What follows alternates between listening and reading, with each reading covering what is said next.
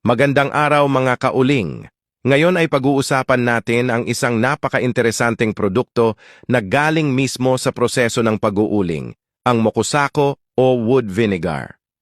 Marami pang hindi nakakakilala dito, pero napakarami nitong gamit lalo na sa agrikultura. Kaya kung plantito, plantita o livestock owner ka, siguradong makakatulong ito sa'yo. Let's go! Una sa lahat, ano nga ba ang mokusako? Ang mokusako ay likidong galing sa usok ng kahoy o niyog habang gumagawa ng uling. Kapag dumaan ang usok sa cooling pipes, nagiging likido ang ilang bahagi nito, at yan ang tinatawag na wood vinegar. Natural, organic, at napakaraming benepisyo. Ang mokusako ay hindi basta likido, isa itong plant booster na tumutulong sa paglaki ng mga halaman, pinapalakas ang ugat, pinapabuti ang lupa, at pinapalakas ang resistensya ng halaman. Isa rin itong natural pesticide. Hindi kailangan ng kemikal para maprotektahan ang tanim, dahil kayang gawin ng mokusako ang tungkulin ng nature-friendly pest control.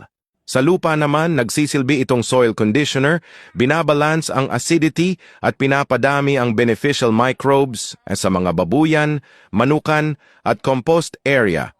Isang epektibong odor eliminator ang wood vinegar. Natural, hindi malakas sa ilong, at higit sa lahat, safe para sa tao, hayop at kapaligiran.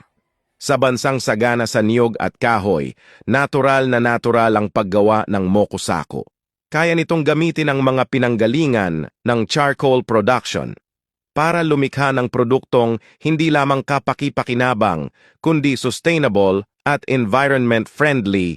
Sa bawat patak ng mokusako, nariyan ang sining ng tradisyon, ang talino ng siyensya, at ang pangako ng mas masaganang bukas.